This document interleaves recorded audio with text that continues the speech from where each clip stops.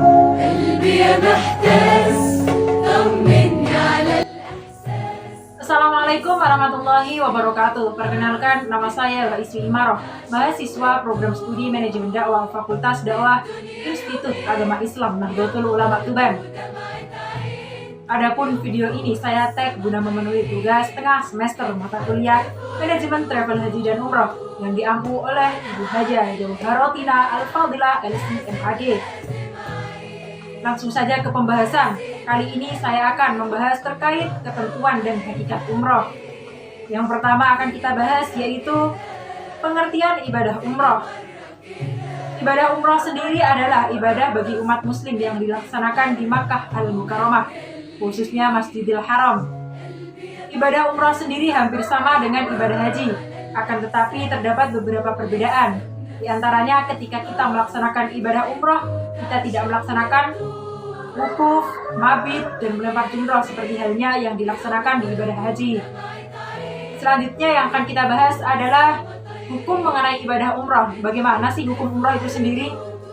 Kita tahu bahwasanya kalau ibadah haji itu memiliki hukum wajib, sedangkan ibadah umroh itu bagaimana? Oke, kita akan bahas terkait ibadah umroh.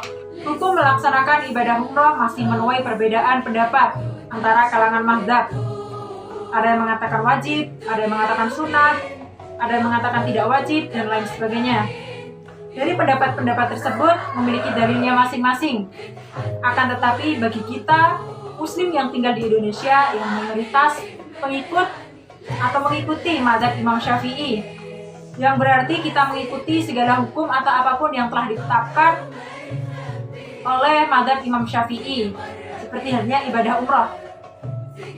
Ibadah umroh sendiri menurut Imam Syafi'i memiliki hukum wajib bagi yang mampu. Bukan berarti kita yang tidak mampu memaksakan diri untuk melakukan ibadah umroh ke tanah suci. Selanjutnya yang akan kita bahas yaitu mengenai penyelenggaraan ibadah umroh. Kita tahu bahwasannya perbedaan antara ibadah haji dan ibadah umroh adalah waktu pelaksanaannya. Kalau ibadah haji dilaksanakan dengan keterikatan waktu yang berarti hanya bisa dilaksanakan dalam waktu-waktu tertentu, yaitu bulan Dzulhijjah. Sedangkan ibadah umroh bisa kita laksanakan kapanpun, kapan saja. Boleh bulan Januari, Februari, Maret, dan seterusnya. Awal bulan, tengah bulan, maupun akhir bulan. Itu masih boleh kita laksanakan, berbeda dengan ibadah haji. Nah, dari sini sudah jelas bahwasannya pelaksanaan ibadah umroh bisa kita laksanakan kapanpun, berbeda dengan ibadah haji. Yang akan kita bahas selanjutnya yaitu macam-macam dari ibadah umroh. Mungkin kita membayangkan, mungkin kita berangan-angan bahwasannya ibadah umroh itu hanya ada satu ibadah umroh saja, yaitu umroh, gitu aja. Akan tetapi setelah kita pelajari bahwasanya ibadah umroh itu ternyata dibagi menjadi dua macam, yaitu umroh mufrodah yang pertama dan yang kedua umroh tamattu. Umroh mufrodah berarti umroh yang kita laksanakan secara mandiri, yang berarti tidak bersamaan dengan ibadah haji. Adapun umroh tamattu adalah umroh yang dilaksanakan bersamaan dengan ibadah haji, yang berarti ketika kita melaksanakan ibadah haji berarti kita juga melaksanakan ibadah umroh. Sedangkan yang mufrodah tadi kita laksanakan tidak bersamaan dengan haji, berarti tidak dilaksanakan ketika bulan Dzulhijjah, akan tetapi bisa bulan di luar Dzulhijjah tadi.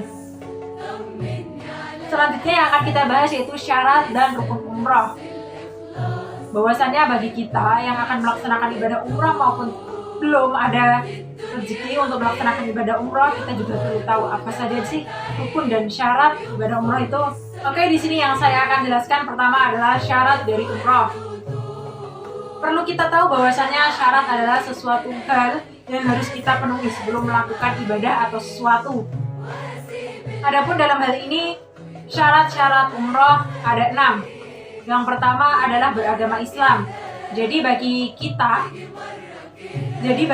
seorang umat muslim, ketika kita sudah mampu dan memenuhi syarat serta rukunnya, maka bagi kita wajib untuk melaksanakan ibadah umroh.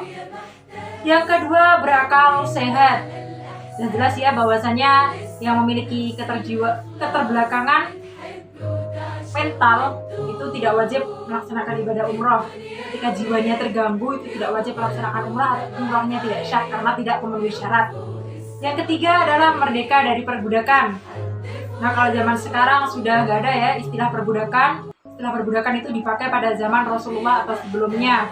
Bahwasanya zaman itu seorang budak itu tidak sah ketika melakukan ibadah haji, tidak wajib melakukan ibadah haji karena tidak memenuhi syarat-syarat dari ibadah haji ataupun ibadah umroh.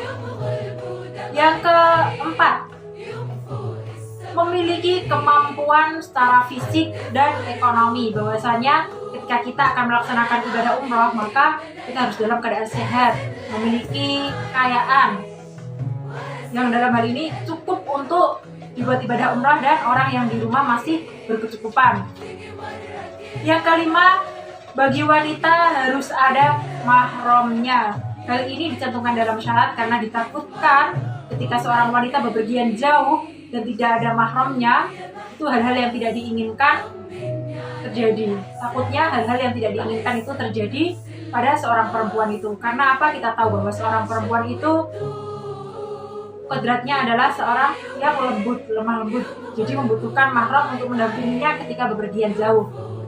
Selanjutnya yaitu rukun-rukun dari ibadah umrah.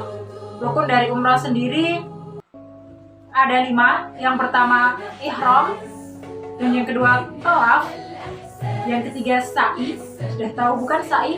Lari-lari kecil dari Bukit Safa ke Bukit Marwah. Kalau tawaf mengelilingi Ka'bah. Yang keempat, mencukur rambut kepala atau memotongnya. Jadi rukun umrah yang keempat yaitu harus memotong rambut. Dan yang kelima adalah tertib. Jadi dari keempat rukun tadi harus kita laksanakan secara tertib, maka rukun dari umrah bisa kita penuhi. Ketentuan yang selanjutnya adalah larangan-larangan dalam ibadah umrah. Apa saja sih larangan dalam ibadah umrah itu? Ada banyak. Di sini saya tidak akan menyebutkan keseluruhannya. Saya hanya akan memberikan sedikit dari contoh-contoh larangan-larangan yang tidak boleh dilaksanakan ketika ibadah umrah. Yang pertama, melakukan perbuatan tercela dan maksiat. Jadi ketika kita melaksanakan ibadah umrah, ketika kita berada di tanah suci, itu kita dilarang melaksanakan perbuatan-perbuatan yang tercela dan maksiat. Seperti halnya apapun itu, ketika hal itu buruk, berarti kita tidak boleh melaksanakannya di tanah haram atau di Makkah Al-Mukarramah. Yang kedua, memakai pakaian yang berjahit. Jadi bagi kita yang umroh, yang berada di tanah suci, itu kita dilarang memakai pakaian yang berjahit. Ketika apa? Ketika tawaf, kita tidak boleh memakai pakaian yang berjahit. Jadi kita memakai kain ihram yang hanya kita lipat-lipat. Itu ada tata caranya tersendiri.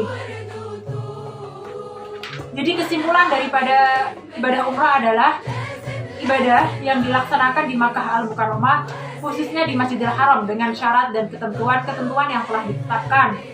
Adapun hukumnya sendiri, ketika kita menganut dari mazhab Imam Syafi'i, karena kita adalah umat muslim yang tinggal di Indonesia, mayoritas menganut mazhab Syafi'i, berarti hukum umrah adalah wajib. Itu adalah pendapat yang sahih daripada pendapat-pendapat yang lain. Adapun untuk penyelenggaraan atau pelaksanaan ibadah umrah sendiri, ibadah umrah itu bisa dilaksanakan kapanpun, tidak terikat oleh waktu, beda dengan ibadah haji. Nah, untuk pelaksanaan ibadah umrah itu sendiri bisa kita laksanakan di biro atau travel haji dan umrah atau travel perjalanan. Itu biasanya menyediakan paket-paket atau program terkait ibadah umrah seperti umrah hemat dan lain sebagainya. Kalau di Tupan ada beberapa terkait travel dan haji untuk pelayanan ibadah-ibadah umrah maupun ibadah-ibadah haji khusus, seperti hanya PT Lintas Persada, Safira, Tour and Travel, terus masih banyak lagi. Oke, baik, mungkin sekian video yang dapat saya sampaikan melalui video singkat ini. Apabila ada tutur kata yang tidak berkenan ataupun kalimat-kalimat yang kurang tepat, saya sebagai manusia biasa, saya mohon maaf yang sebesar-besarnya. Wabillahi taufiq wal hidayah, waridha wal inayah. Wassalamualaikum warahmatullahi wabarakatuh.